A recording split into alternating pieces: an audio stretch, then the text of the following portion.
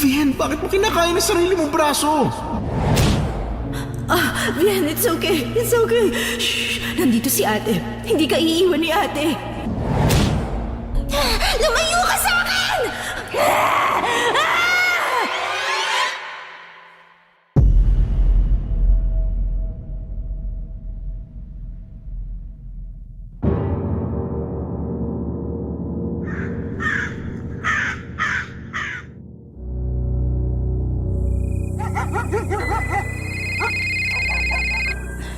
May tumatawag.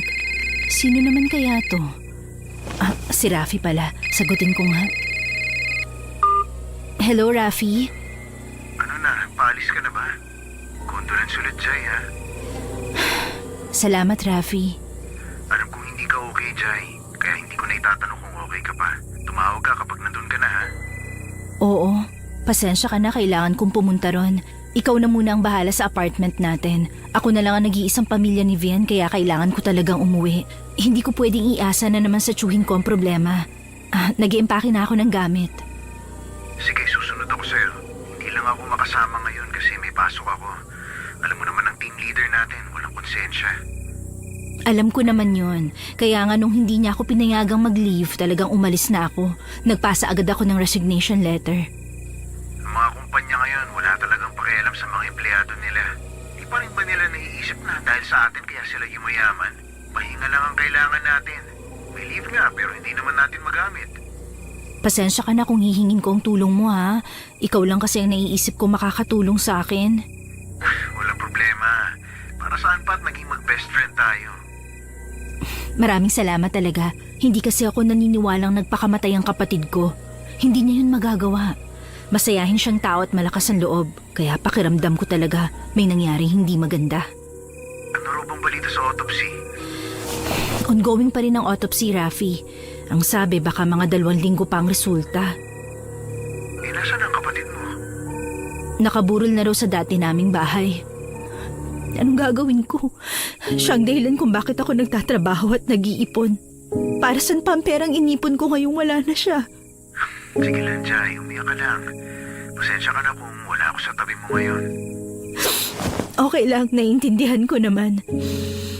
Basta, susunod ka sa akin, ha? Tatawagan na lang kita kapag magpapasundo na ako. Pero, Jai, sino bang suspecha mong gumawa nito sa kapatid mo? Hindi ako naniniwalang nagpakamatay siya.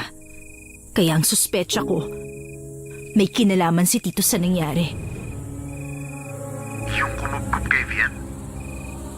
Oo, pero hindi ako magpapahalatang pinagsususpetsahan ko siya. Gusto kong malaman ang totoong nangyari.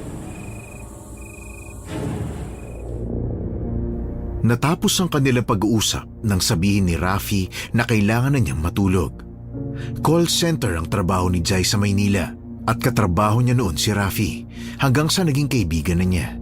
Katulad niya ay iniiwasan si Rafi ng mga katrabaho dahil bukas ang third eye nito. Kapag lumalapit si Rafi sa mga kaibigan, bumubukas din ang third eye nila. Bumiyahin na siya papunta sa probinsya. Nagtren siya para mabilis makarating. Pagkarating sa destinasyon ay sumakay siya ng bus papunta sa kanilang lugar. Nang makarating siya ay agad na sumalubong sa kanya ang kanyang tiyuhin na si Patrick at ang kanyang pinsan na si Alex.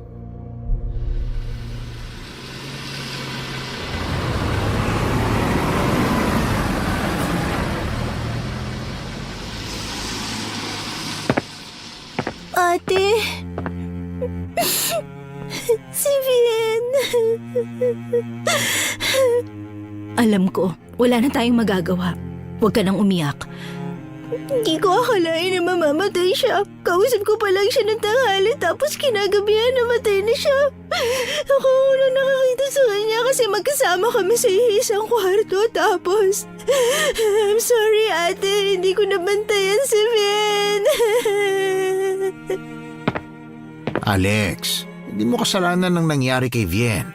Pare-parehas tayong walang alam.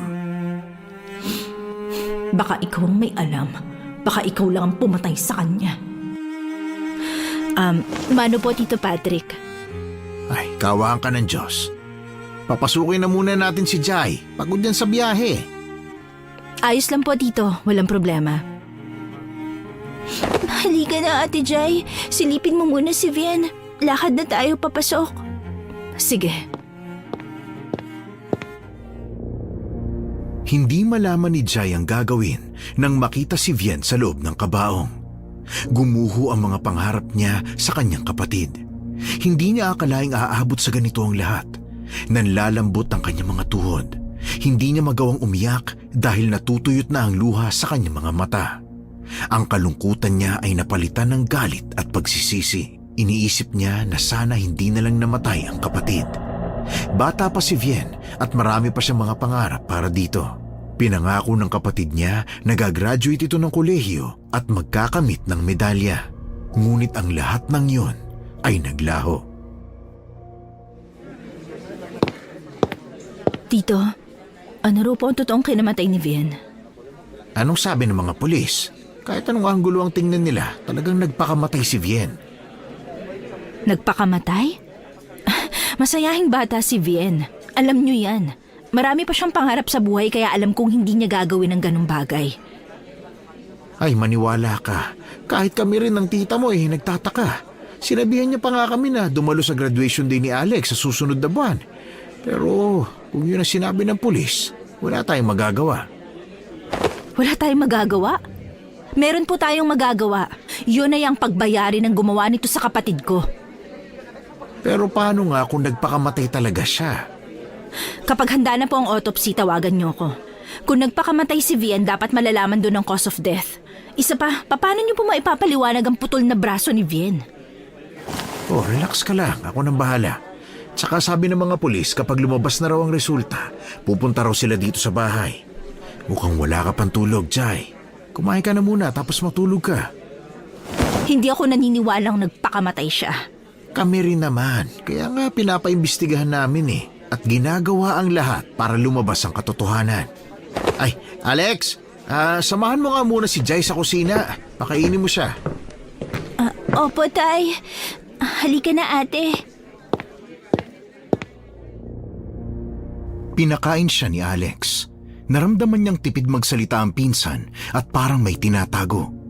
Naisip niya kaagad na baka may alam ito sa kanyang kapatid. Si Alex kasi ay kaedaran ni Vian at silang dalawa ang halos parating magkasama.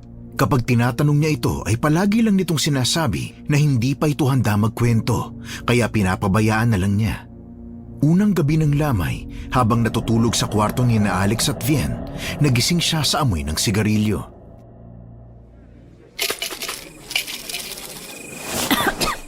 Ano ba yun? Bakit ang kapal ng usok? Hindi ako makahinga ng maayos eh. May sunog ba? Oh, Jai, gising ka pa pala. Tito, may sunog po ba? Ang kapal ng usok eh. Nahihirapan po akong huminga. Ha? Usok? Wala namang usok sa paligid O itong panyo, malinis yan. Nakasampay lang talaga. Gamitin mo kung nauubo ka. Salamat po. Parang sigarilyo po yung amoy eh. Mahina po ang baga ko kaya sensitibo po ako sa ganung amoy. Tatanong ko nga sa mga naglalamay kung saan galing yung usok na sinasabi mo. Pakisabi naman po patayin na Masakit po kasi sa ilong. Ate, ano pong problema? Alex, hindi mo ba naaamoy ang mabahong usok na galing sa sigarilyo? Wala naman po ako naaamoy. Jai, nilibot ko yung mga taong nakikiramay. Wala namang naninigarilyo. Bakit ako lang ang nakakakita at nakakaamoy? Napuno na nga ng usok ang buong bahay eh. Sa tingin ko, naalimpungatan ka lang. Wala naman kaming nakikita Sigurado po kayo, Tito? Oo. Ikaw, Alex, may nakikita ka bang usok? Wala rin po. Lalabas na po muna ako at maglalakad-lakad. Hindi ko kaya talaga yung usok eh. Ate, samahan na kita. Hindi na. Gusto ko mapag-isa. Hayaan mo na muna ang ate mo. Bumalik ka na sa pagtulog, Alex.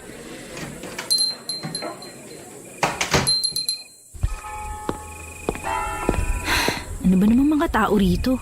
Naglalakad lang ako nakatingin pa sa akin. Hanggang dito may mga tsismosa. Nakikipaglamay na nga lang, judgmental pa. Hindi raw ako umiyak na makita ko si Vian. Hindi naman dahil hindi ako umiyak, matigas na ang puso ko.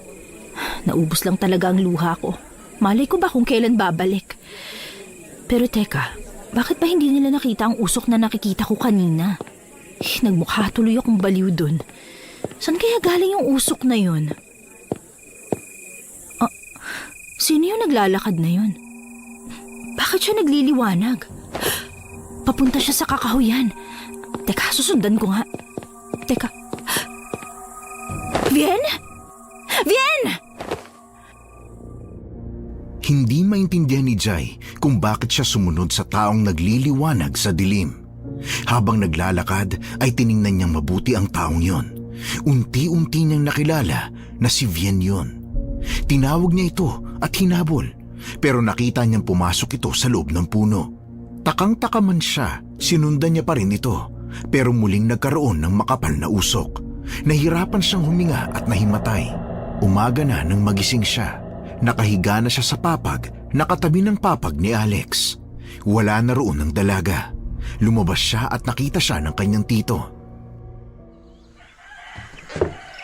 Oh, Jai! Mabuti naman at gising ka na. Good morning, Tito. Halika na rito at magalmusal ka na. Sisilipin ko lang po si Vien. Kumain ka muna, hindi naman naalis si Vien eh. Saglit lang po. Vien, nakita kita sa kakahuyan kagabi. Anong ginagawa mo ron? Sana sumagot siya, no? Ay, naku! Alex naman, ginulat mo ako. Okay ka lang? Oh, bakit ang lungkot na mukha mo? Namimiss ko na si Vien, ate. Ako rin, namimiss ko na siya. Ilang araw na lang gagraduate na sana kami ng high school. Bakit hindi niya pa hinintay? Alex, tulungan mo ko. Gusto kong malaman kung may kakaiba ka bang napansin kay Vien bago siya mamatay. Nang araw na yon? Jai, Alex, pumunta muna kayo rito at magalmusal na muna. Istorbo talaga tong matandang to eh. Papunta na po, Tay! Halika na, Ate Jai. Oo, sige. Mag-almusal na kayo. Huwag niyo nang pag-alalahin si Vien sa kabilang buhay, ha? Bakit parang kampanting-kampante si Tito habang sinasabi yun? Parang wala lang sa kanyang lahat. Matanong nga kita, Jai. Anong ginagawa mo sa kakahuyan kagabi? Po? Alam mo, mabuti na lang sinundan ka ni Alex. Nakita ka niya walang malay dun sa kakahuyan eh.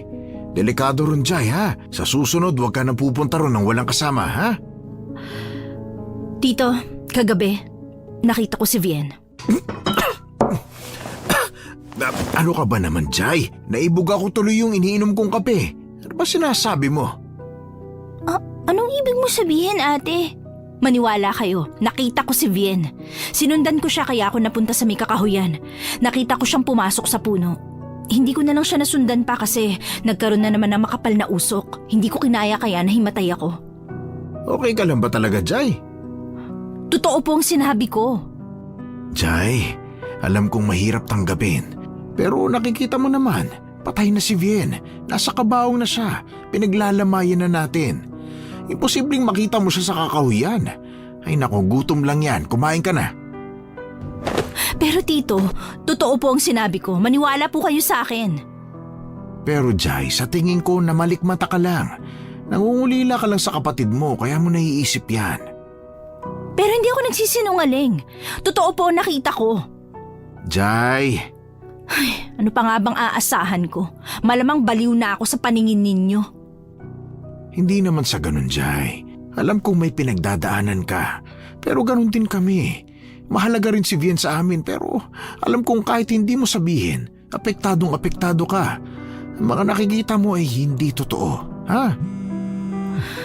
Sige po, tito. Kumain ka na lang dahil baka gutom lang yan.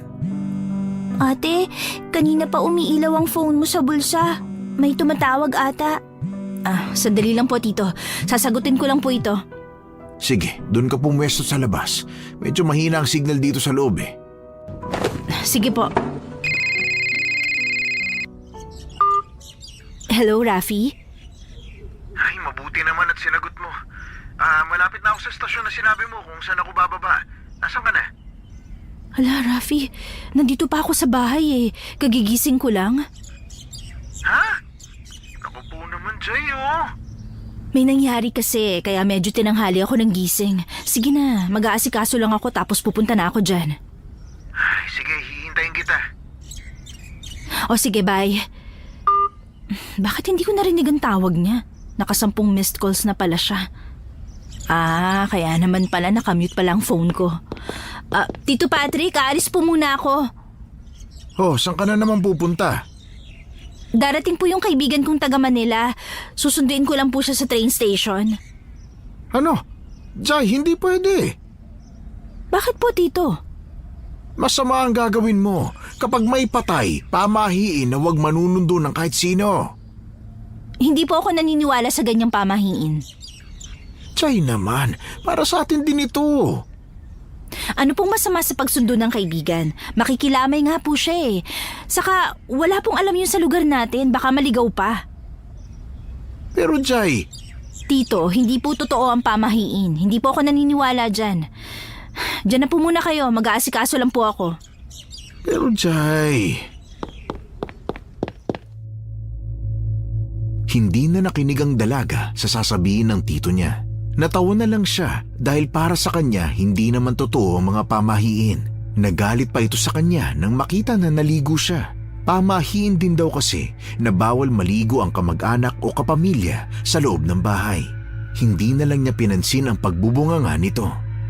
Nang makarating siya sa train station, ay kaagad niyang nakita ang kaibigang palaging may dalang kamera. Pangarap kasi nitong maging isang vlogger. Nang magkita, bumiyahe na kaagad sila papunta sa bahay. Uy, Rafi, bilisan mong maglakad. Ang init ng sikat ng araw eh. Bakit kasi nagvi-video ka pa? Hi guys! Nandito ako ngayon sa probinsya ng best friend ko. Kabababa lang namin ng bus. Uy, tingnan niyo yung paligid nila oh. Ang ganda, di ba? Bulubundukin ang area. Pero ang lugar kung nasaan ako, parang city na to sa kanila. Samantalang para sa atin, probinsya style pa rin.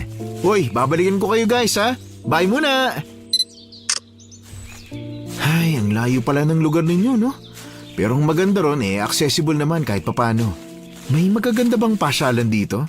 Ay, sorry, tatay nga palang pinunta ko rito. Ayos lang. Kapag may oras, ipapasyal kita rito. Nagpapasalamat nga ako at sumunod ka pa rin eh. Siya nga pala, Rafi, hindi pa ba nangangalawang yung third eye mo? Alam mo, kung hindi lang kita kilala, iisipin kong ginagamit mo lang ang kakayahan ko bukod sa pagiging, gwapo ko. Totoo naman, ginagamit lang kita. Uy, aray ko naman. Sama na ugali mo ah. Hagip na hagip sa digicam ko yung sinabi mo oh. Masama kang kaibigan. Masama talaga ako. Uy, eto naman, hindi ah. Mabait ka nga eh. Kaya nga kita naging kaibigan kasi mabait ka. Hindi mo ako inuhusgahan. Sus, ewan ko sa'yo. Uy, may chicks ba rito, Jai? Mga sisiw lang. Ano ba yan? Ang tinu mo talagang kausap. Alam mo, nagpapasalamat talaga ako na dumating ka rito eh. At least kahit papano, mararamdaman kong may kakampi ako at masasabihan ng sama ng loob ko. Bakit ba? Hindi ka ba talaga kumbinsido sa sinabi ng mga kamag-anak mo? Kahit anong isipin ko, pakiramdam ko pa rin may tinatago sila sa akin eh. Isipin mo, kung suicide na nangyari, hindi ba dapat nag-iwan siya ng suicide note? May punto ka naman, Jai. Pero malay mo, sinadya niyang hindi mag-iwan ng note. May mga ganun kasing tao eh. Kaya kailangan kita para ikaw na mismong humusga. Nandito na tayo. Ipapakilala kita kina Tito at Alex. Ah, sige. Tito Patrick, Alex, si Rafi nga pala, kaibigan ko po. Mano po, Tito? Kawaan ka ng Diyos. Hello po. Hi. Ikaw palang sinundo ng pamangkin ko. Dahil sa'yo, sinuway niya ang pamahiin ko. Ano po? Tito. Ay naku, ang mga bata ngayon hindi na naniniwala sa pamahiin. Huwag sana tayong malasin. Tito naman. Pasensya na po kung nakaistorbo po ako. Huwag mo intindihin yun. Tito, dun po muna kami sa kwarto para makapagpahinga siya. Sige, bahala ka sa buhay mo. Alex, doon ka muna tumabi kay Bunso ha. May bisita ang ate Jai mo. Opo, Tay. Halika na, Rafi. Mukhang hindi ako gusto ng tito mo ah. Pasok ka. Dito muna tayo sa kwarto. Ay, salamat. Makakahinga na rin. Pasensya ka na kay Tito Patrick ha. Nainis kasi siya sa akin dahil pamahiin daw pala rito na bawal magsundo ng bisita. Kaya naman pala ganun siya makitungo. Hayaan mo na, ganun talaga ang mga matatanda. Importante sa kanilang sundin ang mga pamahiin. Pabayaan na nga natin siya. Galing ka pa bang duty? Oo kaya pasensya ka na kung unang gabi matutulog ako ha. Babawiin ko na yung tulog ko. Walang problema yun. Teka nga pala, anong paalam mo kay TL? Ilang araw ka pinagbigyan? Ha? Magpapaalam pala dapat? Hindi ako nagpaalam. Nag-send kagad ako ng resignation letter. Kaya kahit anong araw ako umuwi, walang problema. Loko ka talaga. Wala ka ng trabaho niyan. Nakukonsensya tuloy ako. Sus, wala yun. Tsaka ayaw ko magtrabaho doon nang wala ka kasi alam mo namang hindi ko kasundo yung mga katrabaho natin. Puro sila sip-sip at mina-micromanage tayo. Kung sa bagay, wala talaga magtatagal sa trabaho, napakaraming boss. Ultimo workmate natin feeling boss eh. O siya, kukuha lang ako ng pagkain. Kumain ka at kung gusto mo magpahinga ka muna. Hindi ba muna natin titingnan ng kapatid mo? Kumain ka muna, saka natin silipin. Alam kong pagod ka kaya sisilip na lang tayo. Halata sa mata mo. O akin na yung bag mo, itatabi ko muna. Salamat, Jai ha. Babawi na lang ako bukas. Walang problema yon. Kukuhanan lang kita ng pagkain, sandali lang. Pinakain muna ni Jai si Rafi bago sila sumilip kay Vien. Kinuwentuhan niya ang binata at paulit-ulit na tinanong kung may nakita siyang kakaiba. Ngunit ang sabi ni Rafi, wala naman. Pero kinagabihan, habang nagbabantay si Jai, ay lumabas si Rafi. Oh, gising ka na pala. Ano gusto mong kainin? Jai? O ano, bakit? May matangkad na nilalang sa malaking puno na yon. Malaking nilalang? Saan? Ayun no. Di ko makita. Basta nandun siya Nakaupo siya sa sanga. Malaki ang sigarilyo niya at yung usok, binubugan niya sa kabaho ng kapatid mo. Ano? Kaya pala nakakaamoy na naman ako ng sigarilyo eh. Nakamask na nga ako Hindi kasi naniniwala ang mga tao rito. Ibig sabihin naranasan mo na to?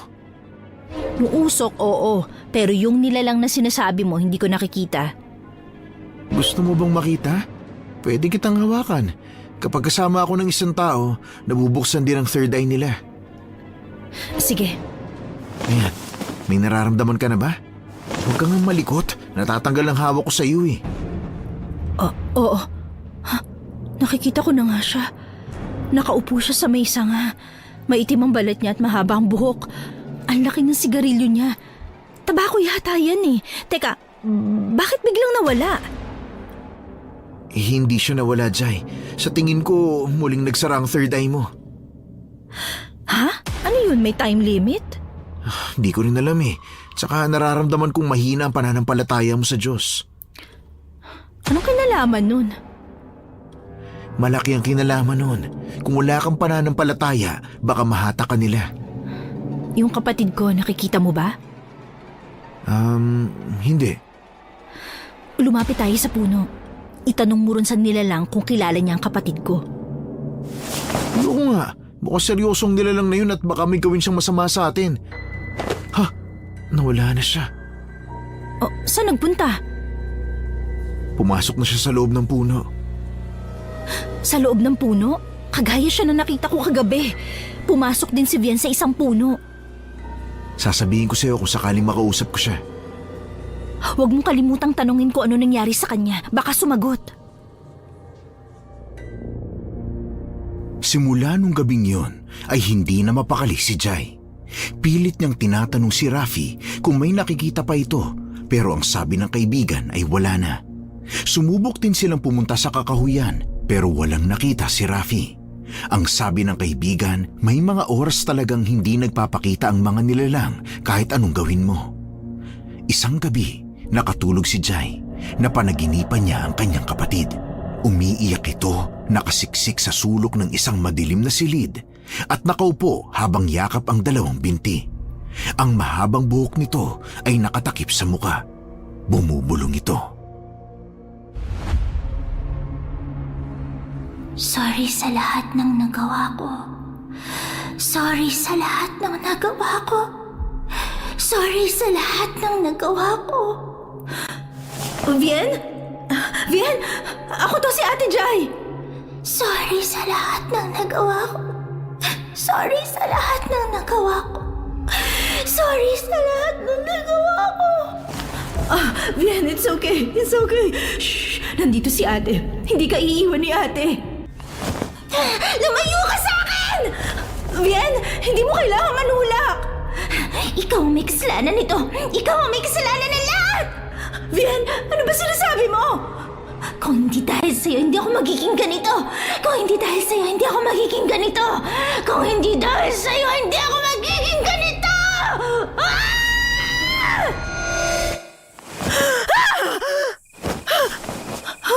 Hoy, Jai!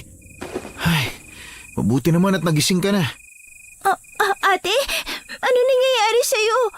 Tinawag ako ni Kuya Rafi kasi hindi ka raw magising. Ayos ka lang ba? Alex, oo, ayos lang ako. Kukuha lang ako ng tubig. Sandali lang Salamat. Kanina ka pa kasi sumisigaw kaya ginising na kita. Ang tagal na nga kitang niyuyugyug eh. Kulang na lang pagbuhatan kita ng kamay para magising ka lang. Ate, ito na yung tubig. Alex, salamat. Walang anuman, ate.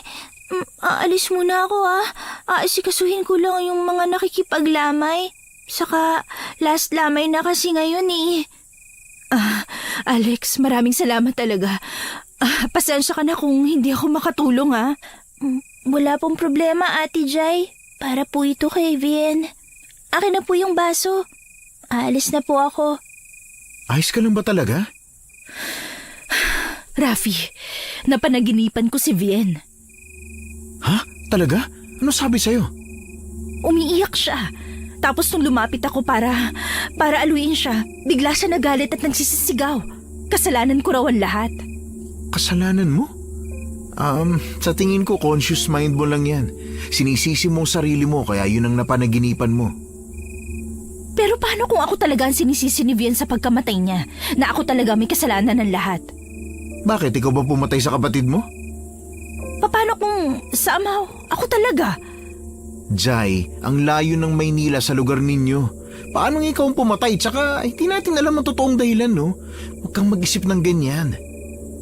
Hindi ko kasi maiwasang sisihin ang sarili ko. Kung hindi ko siya iniwan kay Tito, hindi siguro siya magiging ganito. Hoy Jai, iniwan mo siya para rin sa kapakanan niya. Nag-iipon ka ng pera pang college niya.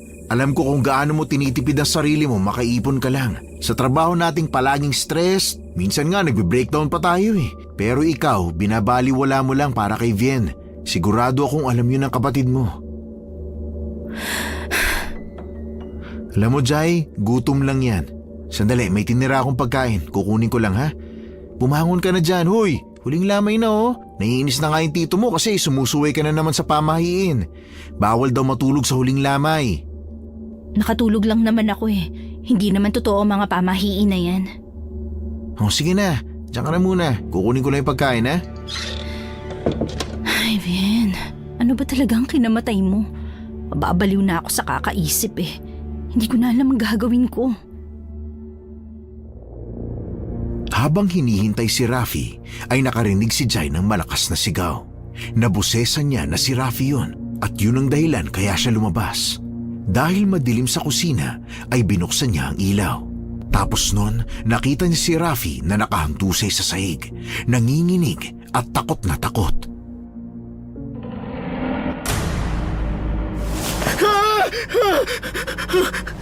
Shh! Rafi, dumilat ka na. Si Jai to. Jai? Oo, ako nga. Ano ba nangyari sa'yo? Bago namatay yung ilaw, Meron ako nakitang babae. Nandun siya sa may sulok. Ano bang nangyayari rito? Bakit ka sumisigaw, Rafi? Kuya Rafi, okay ka lang ba? Ako nang bahala sa kanya. Halika, Rafi. Tumayo ka na. Tito, may nakita akong babae. Yung damit niya punong-puno ng dugo. Nung makita ko siya, nakatalikod siya. Nasa na yung babae? Nandun po siya sa sulok kanina. Hoy, Rafi. Niloloko mo ba ako? Wala namang babae rito wala na siya? Pero tito, totoo sinasabi ko. Mahaba yung buhok niya. Dinig na dinig ko kung paano niya lamutakin yung pagkain niya na parang ilang araw na siyang hindi kumakain. Nangangatog yung tuhod ko habang nilalapitan siya. Tapos sinubukan ko siyang kausapin kaya huminto siya sa pagkain. Nabitiwan niya yung kinakain at tumilapon sa sahig. Tapos kaya ako sumigaw dahil nakita kong braso pala ng tao ang kinakain niya. Braso ng tao? Oo! Tapos biglang namatay yung ilaw. Sa takot ko, natumba ako. Hay, Rafi. Guni-guni mo lang yun. Ako tong nakainom pero ikaw ang parang lasing ah. Tito, totoo po yung nakita ko. Chay, ito bang kaibigan mo nasa tamang pag-iisip? Iwan niyo na po muna kami. Ako na pong bahala sa kanya. Siya, sige. Nagiinuman kami sa labas panay ang sigaw mo dyan. Halika na, Alex. Asikasuhin mo yung mga bisita. Wala na sila. Rafi, ano ba talaga nangyari? Jai, totoo lahat ng sinabi ko. Hindi ako nagbibiro. Halika, pumasok na muna tayo sa loob ng kwarto. Jai, may nangyayaring hindi maganda rito. Yung nakita ko, sigurado akong hindi lang basta guni-guni yun. Kung hindi yung totoo, sa tingin ko isa yung alaala. Alaala? Bawat bahay kasi may naiiwang alaala. At kung minsan yung mga katulad kong bukas ang sixth sense, nakikita yung nakaraan ng bahay na to. Pero walang ganun dito. Lalo na sa sinabi mong kumakain ng braso ng tao. Naniniwala ka ba sa akin, Jai? Naniniwala naman ako sa'yo, Rafi. Hindi lang talaga malinaw sa akin kung sinong tinutukoy mo. Kinabukasan, inihatid na sa huling hantungan ng kanyang kapatid. Gaya ng dati, kahit gusto niyang umiyak ay walang luha na tumulo sa kanyang mga mata. Habang ibinababa ang kabaong sa hukay, ay napapatingin si Jai sa tito niyang umiiyak. Naniniwala pa rin siyang may kinalaman ng matanda sa sinapit ng kanyang kapatid. Hindi akalain ni Jai na ang perang inilaan niya para sa pagkukolehiyo ng kanyang kapatid ay gagamitin lang pala sa pagbili ng kabaong at pag-asikaso ng libing nito. Ilang araw matapos ang libing, dumating ang mga pulis na humawak sa kaso ng kanyang kapatid. Ngunit dahil tulog siya ay ang Tito Patrick lang niya ang nakausap habang nakikinig si Rafi. Paggising niya ay ibinalita ito ng tito niya. Bakit hindi niyo po ako ginising? Sana nakausap ko sila. I'm sorry, Jai, ha? Kung may sabi na huwag ka nang gisingin. Alam namin na pagod ka pa. Pagod saan? Sana ginising niyo po ako. Ano raw bang resulta ng autopsy? Bakit ngayon lang dumating? Ni-request ko yun na madaliin nila. 2 weeks ang pinakamabilis nilang pwedeng gawin. So, ano raw ang balita? Sinong pumatay? Ang sabi ng mga pulis, base sa resulta. Nasaan po resulta? Ito. Patingin po. Babasahin ko lang. Narinig kong sabi ng mga pulis, Jai. Ang sabi nila, walang defensive wounds o struggle marks sa ibang bahagi ng katawan. Manipis, malalim at tuwid ang pattern ng nylon na ginamit. Ibig sabihin nagpakamatay talaga siya? Tama ka. Ayos ka lang? Maupo ka muna, Jai. Hindi to pwede. Hindi nagpakamatay ang kapatid ko. Jai, alam kong masakit. Kaya hindi ko na ginustong sa kanila mo mismo marinig. Base sa autopsy, ang mga sugat niya sa braso, si Vian mismo ang gumawa. Jai, kinagat niya ang sariling niyang braso at kinain ang laman niya. May mga natagpuan pang laman sa bibig niya kaya hindi kaagad nalunok. Kaya ang sabi ng mga pulis, may posibilidad na may sakit sa pag-iisip si Vien. Hindi totoo to. Napakawalang kwenta naman ng mga pulis dito. Ano sinasabi nilang suicide? Kita namang may mga sugat sa braso si Vien. Imposible may sakit sa pag-iisip ang kapatid ko. Hindi ba, Tito Patrick? Jai, Hindi siya baliw. Kilala ko ang kapatid ko. Hindi ako naniniwala sa pesting autopsy na yan. Sayang ang binayad ko. kung hindi ka naniniwala, ano bang gusto mong malaman para maniwala ka? Alam kong may pumatay sa kanya at patutunayan ko yun. Nagkulong si Jai sa kwarto at ang tangi lang nakakapasok ay ang kaibigan niya. Binibigyan siya palagi ng pagkain ni Alex na pinapadala niya kay Rafi. Nagtagal pa sila ng ilang araw sa bahay ng kanyang tiyuhin. Kinausap niya si Alex tungkol kay Vien, ngunit wala itong maibigay na sagot. Tila may inililihim ito sa kanya. Alam niyang sanggang dikit ang magpinsan kaya nararamdaman niyang may alam si Alex. Dahil doon ay muli siyang nagkulong sa kwarto at nag-isip ng susunod na plano. Jai, Oh, Rafi. baka gutom ka na. Gusto mong kumain muna? Sabayan mo akong kumain. Dinala ko dito yung ulam at kanin.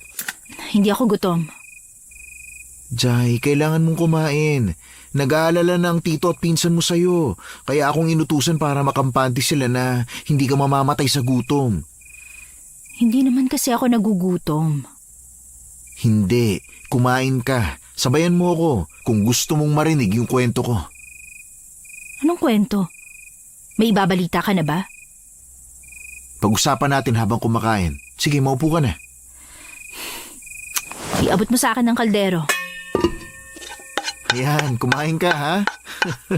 Kailangan may chismis bago ka kumain? Loko ka talaga no? So, ano nga ang kwento mo? Uy, ano na? Sandali lang. Hintay mo munang malunok itong kinakain ko. Atat ka naman masyado Ano nga kasi? Jai, may hindi tama sa bahay na to. Ano ibig mo sabihin? Ang kapatid mo, nandito lang sa paligid. Pagala-gala siya. Paikot-ikot. Ano? So ibig sabihin tama ako. May nangyari talaga sa kanya. Ang mga ganong kaluluwa, may unfinished business pa. Nakausap mo ba siya? Ano sabi? Sad to say pero hindi ko siya nakakausap. Aligaga siya kapag nakikita ko at palagi siyang tumatakbo. Ito Jai, gusto ko lang sabihin sana pero huwag ka sana magalit sa akin ha. Ano yun? Huwag na, baka magalit ka Hindi ako magagalit. Ano nga yun? Hindi na, huwag na lang. Ano nga kasi? Naiinis na ako Tignan mo, sabi mo hindi ka magagalit kasi binibitin mo pa. Seryosong issue kasi to. Gusto ko lang sabihin na sa tingin ko may diferensya nga talaga sa pag-iisip yung kapatid mo. Ano? Ano ka ba naman, Rafi? Hindi baliw ang kapatid ko. Jai, paulit-ulit ko siya nakikitang umiiyak at patakbo-takbo na parang may tinatakasan siya. Palaging magulo yung buhok niya at sa tingin ko siya yung... Yung ano? Sa tingin ko siya yung babaeng kumakain ng braso ng tao na nakita ko noon sa kusina. Ano? Diyan ako hindi naniniwala sa'yo, Rafi. Bakit? Namatay ang kapatid ko na walang mga braso. Ibig sabihin, iba ang gumawa nun sa kanya. Hindi ako naniniwalang kinain niyang sarili niyang braso, no? Pero sino kaya talagang gumawa nito sa kanya? Naniniwala ako may foul play sa pagkamatay niya. At hindi ako titigil hanggat hindi ko nalalaman kung sino. So sino suspecha mo? Yung tito mo pa rin ba? Siya lang ang naiisip kong gagawa nun. Sabi ni Alex, siya ang una nakakita sa kapatid ko nung gabi. Nagkulong daw si Vien sa kwarto. May narinig daw si Alex na parang may humiyaw dahil daw sa sakit. Nang tawagin niya si Vien, sabi lang daw nito, ayos lang siya. Dito mismo sa kwartong to, nakahiga raw si Vien sa kama. Paano siya nakapasok kung nagkulong sa kwarto si Vien? Tigisa raw sila ng susi ni Vien. Nung araw na yon, hindi niya mahagilap ang susi. Nung dumating si Tito kinagabihan galing sa inuman, naupuan daw nito ang susi niya, saka lang siya nakapasok. Teka sandali ha. Ang gulo na ng kwento mo eh. Ayusin mo nga. Ay, kainis ka naman eh. Sorry, ang gulo talaga ng kwento mo eh. So, base lang ito sa pagkakaintindi ko ha. Si Alex nasa labas ng kwarto. Si Vian nagkulong sa kwarto nila. Meron silang tigisang susi, tama? Oo. O ngayon, habang nasa labas si Alex doing something na hindi natin alam, nakarinig siya ng sigaw. Wala ang tatay niya dahil nakikipag-inuman. Sa pag-aalala ni Alex, umakyat siya sa kwarto. Ang kaso nung araw na yon, nawawala ang spare key na hawak niya. Tama ba? Tama ka. So imbis na buksan niya gamit ang spare key, kumatok siya at nagtanong kung ayos lang ba si Vian. Tapos sumagot si Vian na ayos lang at hindi binuksan ang pinto. Yun nga ang sinabi ko. Hep, wait lang. Ako magtatanong, okay? Okay. So eto na nga ha. Nakampante si Alex sa sinabi ng pinsan kaya bumalik na siya sa baba. Tapos umuwi yung tito mo galing sa inuman. Umupo siya tapos naupuan niya yung susi ni Alex kaya ibinigay niya ito. Yun ang dahilan kung bakit noong gusto ng matulog ni Alex, ginamit niya ang susi at nakita ang kapatid mong patay na. Tama? Tama. Ay, sus ko po. Nagets ko rin. Ang gulo ko ba magkwento? Hindi magulo. Sobrang gulo, Jai. Gutom ka kasi kaya hindi ka makapag-isip ng tama eh. So ano nang plano mo? Susundan natin si Tito. Ha? Susundan natin siya kahit saan siya magpunta. Hindi ka ba nagtataka? Bakit wala si Tito sa oras na namatay si Vian? Parang hindi maganda yung plano mo, Jai. Desperado na ako, Rafi. Unless masabi mo o makita mo kung ano nangyari sa kanya. Diyan sa kama kung saan ka humihiga. Naknang. Ibig sabihin kaya mo ko rito pinapwesto dahil lang doon? Sorry na. Saka hindi naman yan ang higaan kung saan siya namatay eh. Nasa pamahiin nila na wag gumamit ng higaan ng ikinamatay ng tao kaya pinalitan na yan. Nagbabakasakali lang ako na baka magkaroon ka ng vision tungkol sa nangyari kaya dito kita pinapatulog sa kwarto. Negative, Jai. May nararamdaman akong negatibong enerhiya pero wala akong makitang vision. Kaya ang plano natin ngayon, sundan natin si Tito. Ay, ano pa nga bang magagawa ko? Mamaya, tignan din natin yung mga video ko nung libing. Dalhin mo ang digicam mo ah. Kailangan natin yan. Sige, walang problema. Ilang araw nilang sinusundan ng tito niya. Inaabangan nila ito tuwing pauwi. Iniisip ni Jai na baka may daan itong iba pero sa araw-araw nilang pagsunod ay wala naman silang nakitang kakaiba. Normal ang buhay nito. Kung minsan nakikipag-inuman pero umuuwi din ng direkta sa bahay. Nang araw na yun, nakipag-inuman ang tito niya kaya iniwan na lang nila kasi tinatamad na sila kabubuntot sa walang kwentang gawain. Alam mo, nagsasawa na ako sa ginagawa natin, Jai. Sino bang hindi? Parang wala naman nangyayari sa ginagawa natin eh. Nawawalan na rin ako ng pag-asa. Full na tong digicam ng mga video at picture ng tito mo pero wala naman ako nakuhang kakaiba. Huminto ka muna, Rafi. Ha? Bakit? Naririnig mo ba sinasabi ng mga taong yun na nagkukumpulan sa tindahan? Sandali, nakikinig ako. Narinig kong pinag-uusapan nila kung may resulta na raw sa kaso ng mga natagpuang patay. Halika na, lumayo na tayo sa kanila. Ibig sabihin, marami rin naging biktima. Ano to, serial killing? Kagaya sila na nangyari kay Vian. Natagpuang walang mga braso at binti. Samantalang kay Vian, braso lang. Nakakapagtaka. Kung ganon, hindi lang ito simpleng pagkamatay. May pumapatay talaga, Jai. Naku, kinikilabutan ako. Pero narinig ko rin hindi tao ang pumapatay. Hindi tao? Isang mabangis na hayop ang gumawa nun sa kanila. Ano? Imposible naman yan. Kung aatakin sila ng hayop, hindi lang braso at binti ang mawawala sa kanila. Kailangan na nating umuwi. Delikado na tayo rito. Sayang naman, kung kailan puno na ang storage ng digicam ko, saka naman ako may nasagap na balita. Malas ko talaga. Umuwi na tayo sa bahay, Rafi. Huwag na tayo magpagabi pa. Hindi ba natin babalikan ng tito mo? Hayaan mo na nga siya. Mas importante tayo ngayon, no? So ang kalaban pala ng mga tao rito ay hindi tao, kundi isang mabangis na hayop. Madali silang umuwi upang hindi na sila abutan ng dilim sa labas. Naisipan nilang magkaibigan na mag-inuman. Naabutan sila ng Tito Patrick niya na nagiinuman, kaya bilang respeto at para makakuha rin ng source ay inaya ni Rafi si Patrick na makisalo.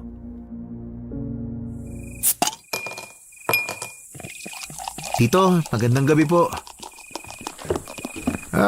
Magandang gabi rin. Mukhang nagkakasiyahan yata kayo rin opo, konti lang. Pampatulog lang po. Inom po tayo, Tito. Uy, Rafi, hindi mo na sana yan niyaya. Ano ka ba? Paraan din to para makapagtanong tayo. Anong binubulong niya dyan, ha? Wala naman po, Tito. Upo na po kayo. Ay, nakainom na kasi ako eh. Okay lang yan, Tito. Hindi naman hard tong iniinom namin eh. Ay, sige na nga. Hindi ka lang kaibigan ng pamangkin ko eh. Hindi kita pa uunlakan. Kayong dalawa magkaibigan lang ba talaga? Tito. Aba gusto ko lang naman malaman. Alam nyo, hindi normal ang magkaibigan lang sa lalaki at babae. Ay, Tito, sa Maynila, normal na po yun. Tumagi na nga lang po kayo. Tama, Tito. Friends lang po talaga kami ni Jai. Huwag po kayong mag-alala. Sigurado ka, ha? Baka magulat na lang ako. Tito, tagay nyo na po ulit. Bakit ako? Katatapos ko lang, Mukhang hindi umiikot na maayos ang baso, Tito, umiikot na po kaya. Kanina pa po. Ganun ba? Naku, hindi ko napansin Alam mo, Jai, kung nabubuhay lang si Bien, nako, matutuwa yun na nandito ka. Oo nga po Kaso wala na siya. Hindi ko gustong bigyan ka pa ng pag-asa, Pero may gusto akong sabihin sa'yo. Ano po yun, Tito? Isang buwan bago mamatay si Bien, madalas siyang madaling araw nang umuwi. Balisa siya at kapag tinatanong ko kung saan siya nanggaling, tipid siyang sumagot. Minsan pa nga nasinghalan niya ako sa katatanong ko Saan daw po siya nagpupunta? Ang sabi niya, group project lang. Galing siya sa kaklase niya. Nalaman ko kay Alex na ilang araw na siyang hindi pumapasok. Sinabihan lang niya noon si Alex na huwag magsumbong. At kung hindi, maglalayas siya. Yun yung araw na tumawag ako at kinuwento ko sa'yo. Sabi mo, pagsasabihan mo si Bien pero hindi ka naman pala tumawag sa kanya. Ibig sabihin kasalanan ko talaga nangyari. Kung tinawagan ko lang siya nun. Ito pang napansin ko, nagiging magagalitin siya lalo na kapag bilog ang buwan. Isang beses pa nga bigla na lang kinagat ni Bien si Alex sa braso dahil nagalit siya. Hinawakan kasi ni Bien ang journal niya at nagagawan sila. Journal? Bakit ngayon nyo lang to sinabi sa akin? Si Alex kasi ayaw na niya maungkat pa ang nangyari. Hindi rin kasi niya tanggap na tila nawala sa sariling pag-iisip ang pinsan niya. Nasaan si Alex? Jai, wag mo na siyang tanungin pa doon. Ako na lang ang magsasabi sa'yo. Anong meron sa journal na yon? Hindi ko rin alam. Kailangan ko makausap si Alex. Alex? Jai, pakiusap May pinagdadaanan din ng anak ko. Huwag mo naman siyang ipitin dito. Hindi ko po siya iniipit. Gusto ko lang malaman ang totoo. Jai, bata pa si Alex. Bigyan mo siya ng oras. Hindi na po kailangan. Nandito na po ako. Sasabihin ko po ang lahat. Alex, sinabi mo ba yan sa mga pulis? Kailangan nilang malaman ang mga nalalaman mo para magkaroon sila ng lead. Ate, hindi ko po alam ang gagawin ko noon. Tapos na po ang investigation. Natakot din po ako kay Vian kasi sabi niya kapag nagsalita ako may gagawin siyang masama sa sarili niya. Anong tungkol sa journal? Ano yung journal na yon? Sumagot ka! Alex, sumagot ka! Hindi ko po alam, ate. Hindi ko naman nakita yun ng buo. Ang alam ko lang, palagi siya nagsusulat doon. Nasaan ang journal na yon? Wala rin po akong alam. Paano wala kang alam? Palagi niya pong dala yun Sa tingin mo, nasa kwarto kaya ang journal na tinutukoy mo? Sinubukan ko po ate pero wala ako nakita eh. Sorry talaga kung hindi ako nakatulong. Hindi okay lang. Pasensya ka na rin sa naging reaksyon ko sa sinabi mo. Nadala lang ako ng damdamin ko. Kailangan nating mahanap ang journal ni Vian. Baka yun ang solusyon para malaman natin kung anong totoong nangyari sa kanya. Ate, naiintindihan ko naman. Tutulong po ako sa paghahanap. Itutuloy pa ba natin ang inuman na ito? Tayo na lang po titong tumapos nito. Magmumukha naman tayong walang pakialam kay Vian. Pasensya na po kayo, Tito Patrick. Pero kailangan naming maghanap ni Rafi. Ha? Pasama ako? Oo, kasama ka. Simula ng gabing yun, madalas nang nagkakalkal ng mga gamit ni Vian si Jai. Hinahanap niya ang journal sa kahit saang parte ng bahay, lalo na sa kwarto kung saan ito natutulog. Pero bigo silang makita ang journal na yon. Isang gabi, nangangalahati na sila sa pagkalkal ng mga gamit ng kapatid. Napapagod na sila at inaantok, kaya napagdesisyonan nilang matulog na muna. Ngunit nagising na lang si Jai dahil sa sigaw ng kanyang kaibigan. Tama na! Ang sakit sa tenga! Si Rafi yun ah. Rafi? Bakit ka ba sumisigaw? Jai, ilan bang pinsan mo rito? Marami, bakit? May narinig kasi akong yabag sa sahig kanina. Tapos may umiiyak. Lumabas ako saglit para tingnan kung sino yon. Pagbukas ko, may biglang pumasok na babae kaya sinundan ko ulit siya papasok. Kakaiba yung itsura niya. Tapos nakayuko lang siya. Baka si Alex lang. Jai, kilala ko na si Alex. Alam kong hindi siya yon. Kaya nga tinanong ko kung may iba kang pinsan dito eh. Nagtaka ko kung anong gagawin niya sa loob ng kwarto. Tapos alam mo ba kung anong ginawa niya? Nagwala siya habang umiiyak. Galit na galit siyang nagsasalita pero hindi ko naman maintindihan yung sinasabi niya. Ang naintindihan ko lang, kung hindi daw siya sinaktan, hindi naman daw siya papatay. Kaya tinanong ko siya kung anong nangyari sa kanya, kung anong problema niya. Anong sabi? Tumigil siya sa pagwawala nung marinig niya ako, kaya sumulyap siya sa akin. Sobrang pula ng mga mata niya. Nakita ko na may mahahaba siyang pangil at matutulis na kuko. Napasigaw ako kasi kinaskas niya yun sa dingding. Sobrang sakit talaga sa tenga. Ha? Nasaan siya? Habulin natin. Kalalabas lang niya eh. Malamang nakalayo na yun. Halika na, baka maabutan pa natin. Tara. Oh, nandito na tayo sa labas ng kwarto. Saan ba dumaan? Hindi ko rin alam eh. Basta tumakbo na lang siya nung sumigaw ako. Hindi kaya nasa labas ng bahay? Halika, tingnan natin. Tulog pa silang lahat. Sigurado ka ba sa nakita mo? Nakainom ka kasi eh. Baka guni-guni mo lang. Kilala mo ako, Jai. Hindi ako magkakaroon ng guni-guni lang. Hindi kaya si Vian yun? Parang hindi eh. Mukhang halimaw na walang suklay yung nakita ko eh. Sino kaya yun at paano siya nakapasok at nakalabas sa bahay? Sigurado ko bang wala kang pinsan na ganun ang itsura? Wala. Ano ka ba? Ano bang akala mo sa lahi namin, mga halimaw? May kakaiba talaga sa lugar ninyo, Jai. Misteryo talaga ang nangyayari. Una, ang pagkamatay ni Vian. Pangalawa, ang ibang mga taong namatay na kaparehas ng kay Vian. Pangatlo, kung ano ang journal na palaging dala raw ni Vian. Tapos ngayon, yung misteryosong babae na nakita mo. Napansin mo ba na parang konektado lahat sa kapatid mo? Ano ibig mo sabihin? Kasi baka may kinalaman siya sa nangyayari. Rafi, patay na ang kapatid ko. Imposible yan. Ang posible ay biktima siya at kailangan nating mahanap ang kriminal na gumawa nito sa kanya. Bumalik na tayo. Umuwi na kaya tayo sa Maynila? Hindi pwede. Hanggat hindi ko nalalaman na nangyayari dito, hindi ako aalis. Kung gusto mo, mauna ka na. Hindi naman pwede yun. Ayaw kitang iwan dito. Susundan ko ulit si Tito Patrick. Ano? Hanggang ngayon siya pa rin na suspect mo? Sino pa bang paghihinalaan ko? Inayos ko na yung camera ko. Mabuti may dala akong pamalit na SD card. Magagamit ko ulit siya. Kinabukasan, muli na naman nilang sinundan ng tiyuhin. Pupunta raw ito sa kakahuyan para kumuha ng panggatong para lutuin ang paboritong ulam ni Jai, bulalo. Hi guys! Nandito kami sa kakahuyan. Nagpapaka-stalker.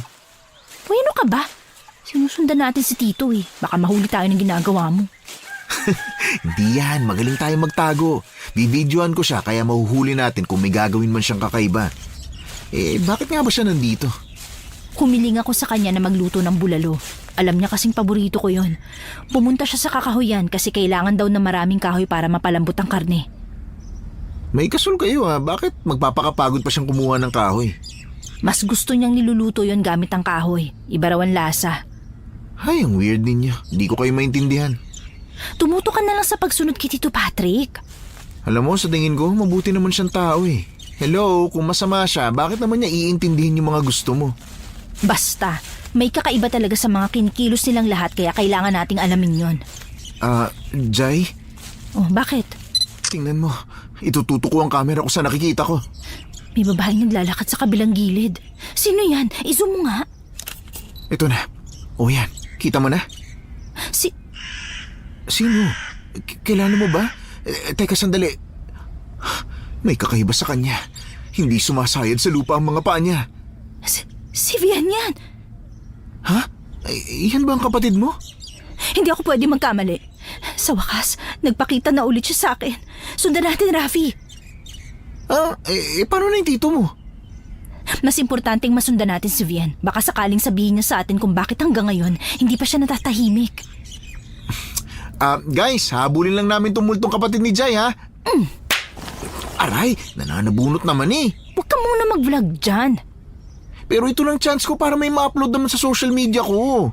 Ay, bahala ka na nga. Basta sundan natin siya. Huwag ka na kasing mag-voice over. Hindi na. Nasaan na siya? Ayun ang layo na niya. Teka lang, parang galing na tayo rito Kakapareha sa mga puno rito Huwag ka na magtaka. Sandali lang. Anong gagawin mo sa bato? Uukitan ko ng krus itong puno na to. Para saan? Napanood ko na to sa social media. Merong mga naliligaw sa mga ganitong klaseng lugar. Ayan, okay na. Muli nilang hinabol ang kapatid niya, ngunit hindi nila ito maabutan. Muli silang napunta sa parehas na lugar, pero pinilit pa rin ni Jai na magkakaparehas ang mga puno, kaya muli na naman silang sumunod. Hindi naman lumilingon ng babae sa kanila. Napansin ni Rafi ang parehas na puno na nakita niya. Itinuro yun ni Rafi kay Jai at tila nabuhusan siya ng malamig na tubig. Sabi ko na kasi sa'yo, Jai ang kulit mo rin talaga, no? Ito pa rin yung pinuntahan natin paikot-ikot lang tayo. Imposible. Naliligaw na tayo, Jai. Hindi na tayo makakaalis dito. Kaya kahit anong takbo natin, hindi natin mahahabol ang kapatid mo. Paano na tayo nito? Narinig mo ba yon? Parang may humahalakhak. Narinig ko rin, Rafi. Umuugong ang boses niya sa buong paligid. Ano bang nilalang yun? Magtakip ka ng ilong, Jai. Wala akong makita. Ang sakit pa sa ilong ng amoy ng sigarilyo Humawak ka sa kamay ko. Bakit ganun? Saan nanggagaling yung usok na to?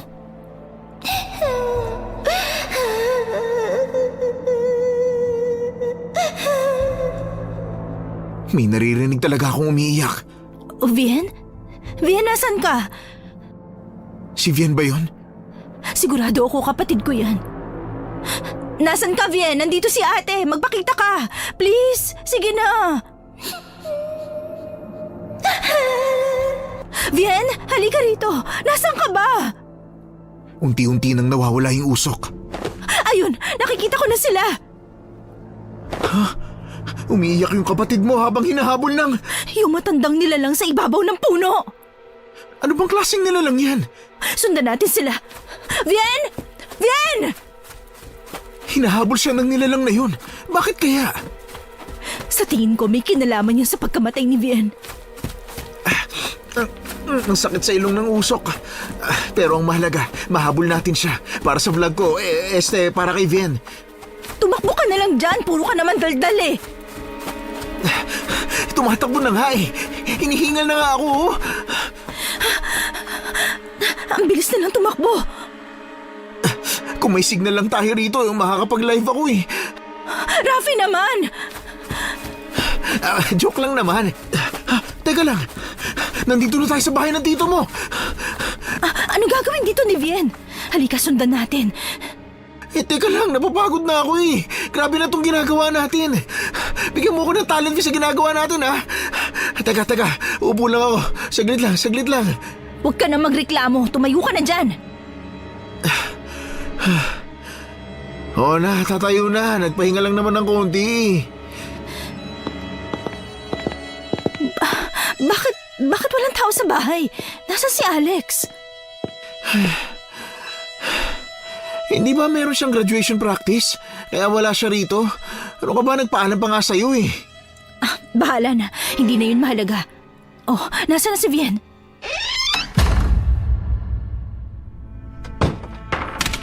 Teka, bakit biglang nagsarado lahat ng pinto at pintana?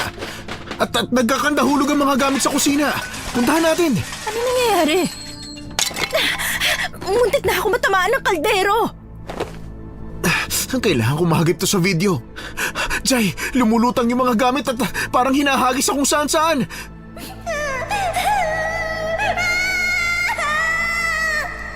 Nasa kusina si Ven. Bumukas sara yung mga pinto at bintana dahil sa lakas ng hangin. Vian? Nasa si Vian? Ayun siya oh. Siya yung naghahagis ng mga kagamitan dito sa kusina. Nasaan? At saka teka, nasa na yung malaking nilalang? Wala na siya rito. Yung kapatid mo na lang yung nakikita ko eh. Nasaan? Hindi ko siya makita. Anong hindi? Kanina lang nakikita mo siya. Hindi ko na siya makita. Bakit ganon? Bakit mo ko hinahawakan? Hindi ba nung nakaraan hinawakan mo lang ang kamay ko para makita ko rin ang malaking nilalang sa puno? Kaya ito ang ginagawa ko. May nakita ka naman ba? Wala pa rin eh. Bakit ganon? Vian? Vian, gusto kita makita! Ay, teka lang Jai. Si Vian, umiiyak habang galit na sumisigaw. Bakit daw? Itanong mo. Bakit ka nagwawala at umiiyak, Vian? Vian? Hindi siya nagsasalita. Tanungin mo pa siya, dali. Interpreter mo ba ako? Hindi ko nga makita eh. Bakit hindi siya nagpapakita sa akin? Hindi ko rin alam eh. Mas gusto ko ngang nakikita mo na lang siya kaysa inuutusan mo ako. Teka, saglit lang. Sinasaktan niya yung sarili niya. Ha? Bakit daw? Pigilan mo siya. Vian, sandali! Huwag mo saktan ang sarili mo! Bakit nakatayo ka lang, Rafi? Uy, Rafi, ano ba nangyayari? Rafi, ano nangyayari? Oo nga pala. Jai, isa lang tong alaala. Dahil sa emosyon natin nalimutan kong patay na nga pala si Vian. At kahit anong gawin natin, hindi natin mababagong kapalaran niya. Sa ngayon, nakikita ko siyang nakalabas sa mga pangil. Naglalaway siya ng malapot. Tapos...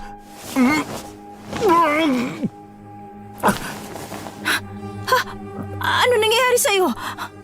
Ano ba, Rafi? Huwag mo akong pakabahin. Jai, kinagat niya yung sarili niyang braso. At hindi siya tumitigil hanggat hindi natanggal yun. Ganito yung nakita kong eksena nung nakaraan. Ibig sabihin tama ako. Siya yung babaeng nakita ko. Ano ibig mo sabihin? Vian, bakit mo kinakain ang sarili mong braso?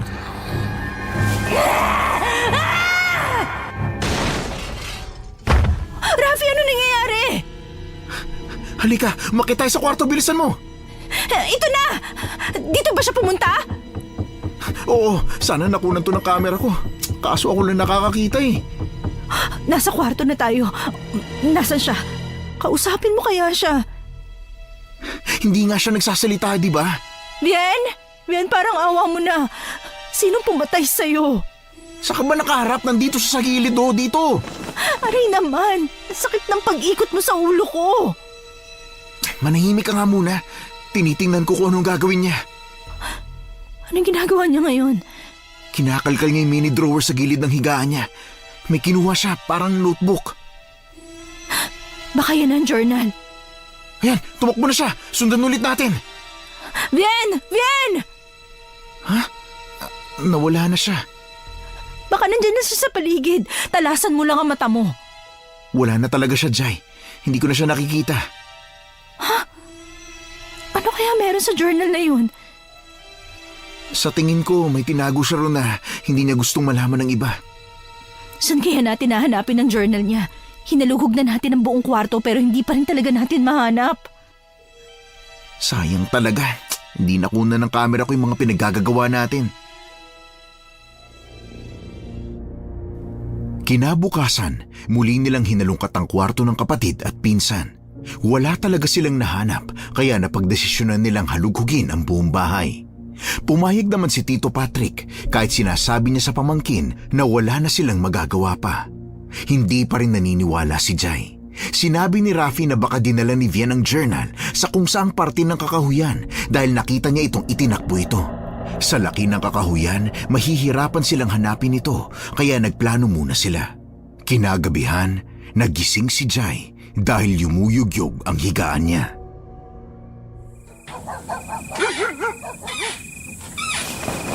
Ano ba naman? Bakit yumuyugyug ang higaan ko? Teka, si Rafi to ah. Bakit nasa higaan ko siya? Nakaupo pa talaga sa gilid ng higaan ko. Rafi, dun ka na sa higaan mo. Bakit mo ba dinuduyan ang mga binti mo? Naaalog ako rito eh. Magpatulog ka nga muna. Ayoko na ng buhay na to. Ayoko na. Ayoko na ng buhay na to. Ayoko na. Rafi? Teka, bakit mo ba sinasaktan ang sarili mo? Saan ka ba galing at ang gulo ng buhok mo? Namumula pa ang mata mo. Huwag mong sabihing tumikim ka ng bawal na gamot, ha? Ayoko na ng buhay na to. Ayoko na. Ayoko na ng buhay na to. Ayoko na. Ayoko na. Ayoko na. Ayoko na. Rafi, bakit mo kinakagat ang braso mo? Bakit ako nagkakaganito? Ayoko maging halimaw. Ayoko maging halimaw. Uy, ano ba? Huwag mo kagatin ang braso mo. Tumigil ka nga. Ano bang problema mo? Bakit ako nagkakaganito? Ayoko maging halimaw. Ayoko maging halimaw. Rafi! Ang lakas niya. Hindi ko siya kayang pigilan ng ako lang.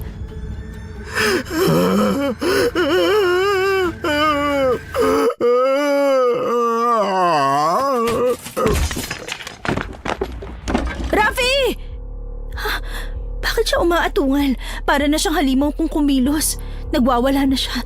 Sinisira niya ang gamit sa kwarto. Rafi, ano ba? Tumigil ka nga! Bakit ako nagkakaganito? Ayoko maging halimaw. Ayoko maging halimaw. Kailangan kong tawagin si Tito Patrick. Dito ka lang, Rafi. Ano ba nangyayari sa kanya? Bigla na lang siya naging mas malakas. Tito Patrick! Tito Patrick! Buksan mo ang pinto! Tito Pat! Alex! Naku, Alex, buti gising ka. Ate, tulog pa po siya eh. Anong meron? Gisingin mo siya. Sige na, tulungan niyo ako. Ha? Ano po ba nangyayari? Basta gisingin mo siya. Oo po. Pasok po kayo. Tay, nandito po si Ate Jai. Iha. Anong kailangan mo? Gabi-gabi na. Tulungan niyo ako. Si Rafi nagwawala. Ha? Bakit nagwawala? Hindi ko alam eh. Nagising na lang ako na ganun siya. Kinagat niya ang sarili niyang braso. Halika kayo, puntahan natin siya. Sige, teka lang. Alex, kumuha ka na ng pantali. Yung matibay na lubid o kahit anong pwedeng ipantali sa kanya. Bakit po? Bakit pa palaging dapat magpaliwanag sa'yo? Basta kailangan ko. Dalhin mo sa kwarto nila Ate Jai mo. Sige po. Mukhang malala nga po si Kuya Rafi. Nadidinig ko siya mula rito. Halika na, Jai. Teka, Tito. Ano yan dala niyo? Buntot pagi. Gusto ko lang dalhin. Kung hindi natin siya mapapakiusapan ng maayos, kailangan nating idaan sa dahas. Halika na. Opo, maraming salamat talaga. Bakit ba nagwawala siya? Lasing ba? Hindi ko rin alam eh. Rafi! Rafi! Bakit ako nagkakaganito? Ayoko maging halimaw. Ayoko maging halimaw.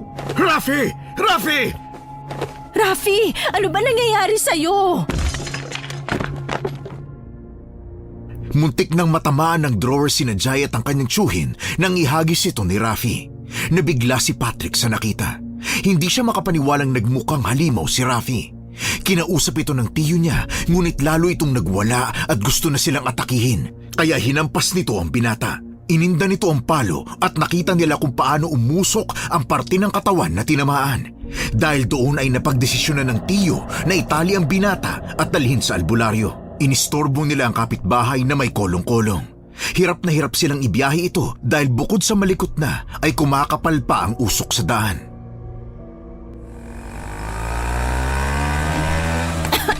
Grabe, makakarating po ba tayo ng ligtas sa albularyong sinasabi mo, Tito? Sobrang kapal na po ng usok sa daan eh. Oo nga, hindi naman ganito kahirap dumaan dito kadalasan eh. Tay, ano pong gagawin namin kay Kuya Rafi? Parang gusto niya po akong kagatin. Inaabot niya po yung braso ko, oh. Bakit kasi sumama ka pa eh? Ang sabi ko doon ka na lang sa bahay natin eh. Mas natatakot po ako mag-isa sa bahay eh. Busalan mo ng telang bunganga ni Rafi, bilis! Po? Dali na! Tutulong ako, Alex. Ginagawa natin to para hindi niya saktan ang sarili niya. Huwag kang matakot. Ayoko na! Ayoko na! Ayan. Ngayon kailangan na talaga nating pumunta sa albularyo o manggagamot o kung ano man na makakatulong sa atin. Saan mo ba kasi nakuha ang kaibigan mong yan, Jai? Dito naman. Dito lang po siya nagkaganyan. May third eye ba yan? Opo, bakit po? Nako, sinasabi na nga ba, may kakaiba sa kanya eh. Kaya siguro siya sinapian. Lalo pong kumakapal ang usok. Ganitong-ganito ang usok na nakita ko nung unang gabi ko sa bahay niyo, Tito. Sa tingin ko, hindi lang ito normal na hamog. Usok na talaga ito eh. Tito, parang may sumusunod sa atin. Sa kanya po nanggagaling ang usok. Ha? Saan? May kapreng sumusunod sa atin! Ha? Kapre? Oo, ate, kapre yan. Hindi mo ba alam? Wala akong alam sa mga ganyang nilalang. Sila ang mga nilalang na nakatira sa puno. Pangalawang beses ko pala nakakita ng kapre. Una, kasama ko si Vien, tapos ngayon. Bakit naman tayo susundan ng kapre?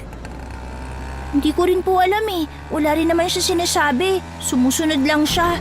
Tito, pakibilisan naman po ang pagpapatakbo. Mabilis na nga ito eh. Di bale, kaunti na lang nandun na tayo. Bakit niya kaya tayo sinusundan? Gusto niya kayang kunin si Rafi? Tay! Mag-iingat din po kayo! Muntik na po tayong tumagilid eh! Pasensya na. Hindi ko napansin na meron palang bato. Layuan mo kaming kapre ka! Ano ba kailangan mo sa amin? Huwag mo na lang siya pansinin, Jai. Baka kung ano pang gawin niya sa atin. Tama si Itay, Ate Jai. Baka lalo tayong mapahamak. Nandito na tayo. Alex, katukin mo ang pinto ng bahay. Opo, Tay. Rafi, nandito na tayo. Gagamutin ka niya. Huwag kang sumuko ha. Uuwi pa tayo sa inyo. Patay talaga ako sa kapatid mo kapag nalaman niya na pahamak ka ng dahil sa akin. Tao po! Mang Eman! Tao po! Ha? Tay, wala pong sumasagot eh. Tao po! Eman! Tao po! Nandiyan na siya, Rafi. Konting-konti na lang. Patrick! Kabing-kabi na, nangiistorbo ka pa. Kailangan namin ng tulong mo. May sinapian kami kasama, bisita ng pamangkin ko. Patingin nga. Jai, siya si Eman, ang pinakamagaling na albularyo dito. Matutulungan niya tayo kay Rafi. Good evening po. Pasensya na po kayo kung inistorbo namin kayo. Handa akong tumulong. Patingin nga ako ng gagamutin ko. Siya po si Rafi. Nagising na lang po ako na ganyan siya at nagwawala. Hindi ko maintindihan kung ano sumapi sa kanya. Multo ba, halimaw o maligno?